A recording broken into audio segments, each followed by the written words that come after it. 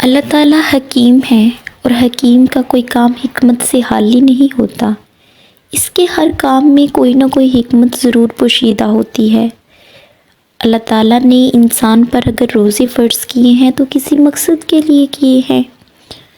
کیا اللہ تعالیٰ یہ چاہتے تھے کہ انسان سب کچھ ہوتے ہوئے بھی بھوک اور پیاس برداشت کرے؟ بے شک اللہ تعالیٰ نے اسے نعمتیں عطا کی ہیں، کھانے کی نعمت عطا کی ہے، پینے کی نعمت عطا کی ہے، اور سکون لینے کے لیے، سکون کے لیے بیوی جیسی نعمت بھی عطا کی۔ کیا پھر بھی اللہ تعالیٰ چاہتے تھے کہ انسان اس حالت میں بھی بھوک پیاس برداشت کرے، سارا کچھ ہوتے ہوئے بھی انسان ان چیزوں سے دور رہے؟ آئیے قرآن کی سطریں اٹھاتے ہیں۔ اے ایمان والو، تم پر روزے فرض کیے گئے ہیں جس طرح تم سے پہلی امتوں پر فرض کیے گئے۔ کیا ادھر ہمیں بات بتائی جا رہی ہے کہ 1,24,000 پیغمبر آئے تھے؟ پہلی امتوں کا ذکر ہوا نا اس آیت میں۔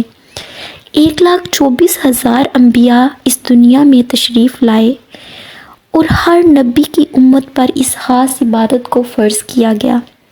اس خاص عبادت کو فرض کرنے کا کیا مقصد تھا؟ اس وقت روزے کی بے شک ہر امت کی روزے کی نوعیت علیحدہ تھی۔ ہر کسی پر جب فرض کیے گئے نا، کسی علیحدہ شکل میں فرض کیے تھے، علیحدہ صورت تھی۔ ہر کوئی ایسے نہیں تھا، ہر کسی امت سے یہ سین نہیں تھا کہ نماز فجر سے پہلے تک اور نماز عشاء، نماز مغرب تک ہر کسی کے روزے کی نوعیت علیحدہ تھی، وہ ایک علیحدہ ٹاپک ہے۔ پھر بھی قرآن مجید کی میں نے لائنز اٹھائی ہیں، قرآن مجید کی سطریں اٹھائی ہیں، وہاں سے میں آپ کو بتا رہی ہوں کہ روزے ہم سے پہلے لوگوں پر بھی فرض کیے گئے تھے، اور یہ کیوں فرض کیے گئے تھے؟ آج ہم نے بات کرنی ہے کہ روزے کا اصل مقصد کیا ہے۔ جو ہم بھوک پیاس برداشت کرتے ہیں اس میں کیا حکمت پوشیدہ تھی؟ اللہ تعالیٰ کی حکیم ہے نا، حکمت سے خالی کام تو کوئی نہیں وہ کرے گا۔ حکیم جو ہوتا ہے وہ سب کچھ جانتا ہوتا ہے، اس کا کوئی کام بھی حکمت سے خالی نہیں ہوتا، ضرور کوئی نہ کوئی دانائی اس کے ہر کام میں پوشیدہ ہوتی ہے۔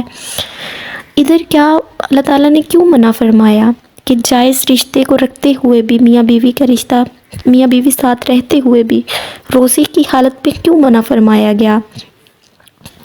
اس طرح یہ حکمت، وہ حکیم کی حکمت پوشیدہ تھی۔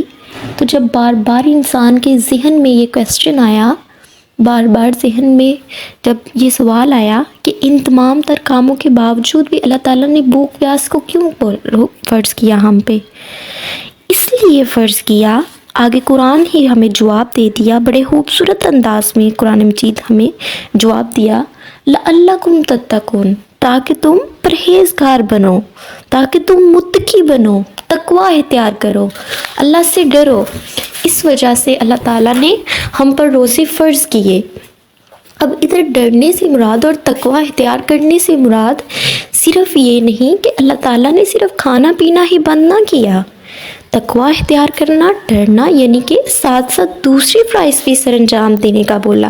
ایسا تو نہیں بولا کہ روزہ رکھو اور پورا ماہ گھر میں سو لو، آرام کر لو، ساتھ زندگی کے دوسرے امور بھی سر انجام دینے کو بولا، اور اس کے ساتھ ساتھ نمازیں جو فرض کی گئیں ان فرائض کی ادائیگی کا بھی بولا۔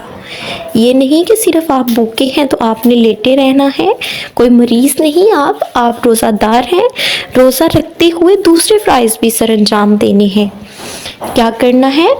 روزہ رکھیے، اپنی نظر کا بھی روزہ رکھیے، دل سے بھی روزہ رکھیے، اور اپنے دوسری فرائض بھی سر انجام دیجیے۔ نماز سب سے پہلے، سب سے اہم عبادت، اسے بھی فرض کیا گیا۔ نماز تراویح کا بھی بولا گیا۔ نماز تراویح کا بعض لوگ پوچھتے ہیں کہ کیا نماز تراویح کے بغیر روزہ ہو جاتا ہے؟ بے شک روزہ ہو جاتا ہے نماز تراویح کے بغیر، لیکن نماز تراویح ادا کرنا بہت ضروری ہے۔